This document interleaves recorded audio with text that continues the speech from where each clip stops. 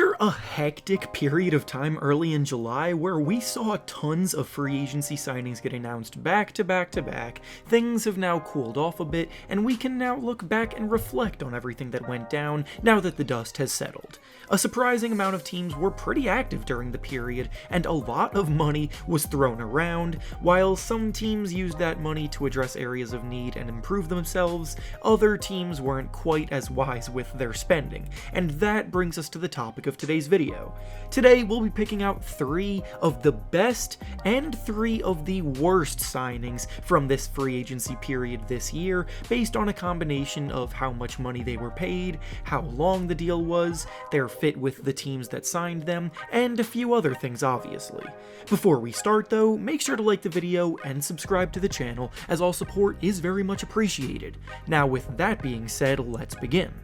We'll start with the 3 best signings of the period, and the first one that falls into this category is Zion Williamson signing an extension with the Pelicans. This may seem like a surprising choice to land in the list of best signings, and some of you may even believe it should instead be on the worst list, because of how much money he was given despite his limited availability to this point. But the fact of the matter is that retaining him for the foreseeable future is a massive win for the franchise after all of the question marks that have surrounded his situation. I've covered the Zion saga throughout the year on this channel, as many of you know who have seen those videos, and I was a bit skeptical of whether Zion was committed to the Pelicans, but signing the extension now shows that he's ready to build something great here. If the Pelicans didn't throw the money at him, then the risk of him wanting out would have increased, and losing him is a far worse outcome than paying him this much money,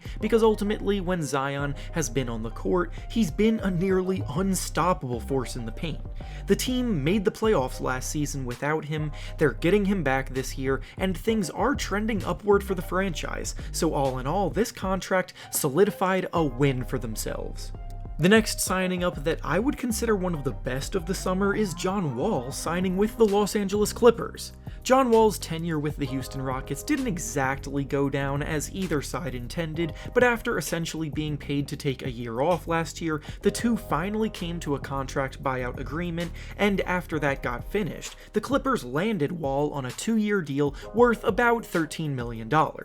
John Wall may not be the player that he used to be, and he's definitely not suited to be a team's go-to guy by any means anymore, but he is absolutely capable of being a floor general that creates a ton for those around him, and can still provide a decent scoring punch, and as it just so happened, the Clippers' biggest area of need over the last few years has been in the playmaking department. With Kawhi Leonard and Paul George leading the way as tremendous shot-creating talents, Wall's job will be simply to initiate the offense and create easier opportunities for those two, and that's exactly what he's still more than capable of doing.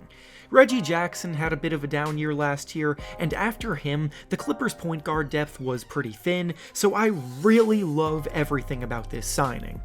The third and final best signing of the summer on this list that we'll be discussing today is TJ Warren signing with the Brooklyn Nets. The Kevin Durant saga has overtaken the attention of most fans across the NBA, so things like this move have flown way under the radar. We're obviously still waiting to see how the KD situation plays out, and obviously nothing about this is ideal for the Nets organization, but TJ Warren is a pretty dang good safety net to have as a forward that could still fill in for the absence of Durant if that comes to it, especially when you consider that they signed him for just 1 season for essentially the minimum. Warren has struggled a ton with injuries ever since the bubble, but 2 seasons ago when he was last on the court, he was a guy who was scoring an efficient 20 points per game. I'm not saying he's still going to be able to be that guy, or if he'll be able to replicate that kind of production, but for a minimum contract, it is 100%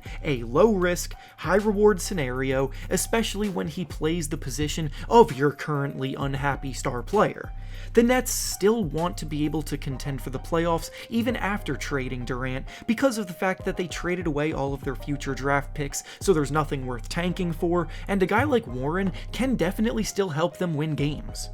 Now over to the 3 worst signings of free agency this summer. The first one up is the Bradley Beal contract extension with the Washington Wizards. So, as pretty much everybody saw coming, Beal got what he wanted when the Wizards paid him a supermax extension worth $251 million over 5 years. But that's not even where it stops. On top of all of that, the Wizards also gave him a no-trade clause in his contract, making him just the 10th player in NBA history to receive one of those. So now, if or when he ultimately grows tired of the Wizards' mediocrity, he gets to choose his next destination because he'll have to waive his no-trade clause for the team to be able to trade him anywhere. Again, this is a move I've discussed a ton in the past because it was clear as day that this was Beal's plan from the beginning, and the Wizards just let it happen. Beal held the team hostage all this time, waiting for his big payday to come, while also talking nonstop about how focused he is on winning and how he wants to be able to compete for championships, which, if we're being realistic, just won't be possible in Washington. We all know that he's going to request a trade in the near future, and now he holds all of the cards over the head of those in charge in Washington. The next signing that I felt was one of the worst ones of the summer was Marvin Bagley re-signing with the Detroit Pistons. Specifically, Bagley re-signed with the team that he was traded to last season for 3 years and about $38 million, which is just a lot of money for a player in his situation. Bagley's had a very up and down journey in the NBA so far, but in Detroit, he did get a fresh start and looked more comfortable out on the floor, so while there isn't necessarily an issue with his fit on the team per se, we have to look at the bigger picture for the Pistons. This is a team that has a total logjam in their front court right now, and they weren't even bidding against anyone else for Bagley when they gave him this amount of money, as every report that I've seen has said that no other team was offering Bagley that much money that the Pistons gave. The Pistons also still have both Kelly Olynyk and Isaiah Stewart on the roster that play the center position. They acquired Nerlens Noel on draft night, and they acquired the draft pick that ended up becoming Jalen Duren, who is yet another young center who will need minutes as well, so they have a lot of mouths to feed and are now invested in soon-to-be 24-year-old Bagley, who may not prove to be better than some of those other options that I just named.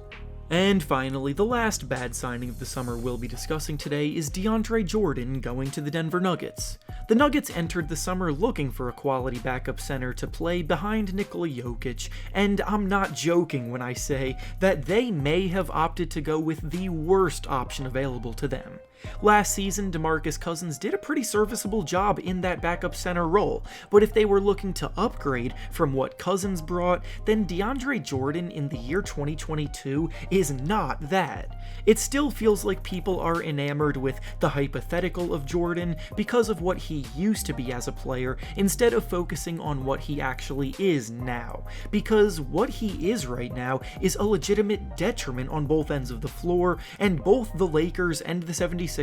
learned this the hard way last season. Jordan's defense has fallen off a cliff, he's very slow-footed right now, and his ability to rebound the basketball does not outweigh all of the negative that comes with him. The Nuggets seem to plan to use him as their backup center in the rotation next season, which is a pretty head-scratching move considering how many other centers were available on the market that could have been signed for minimum deals. And with that being said, that's all I have for you today. Make sure to like the video, subscribe to the channel, and comment down below which signings you thought were the best and the worst of the summer. Thanks for watching, and I'll see you all next time.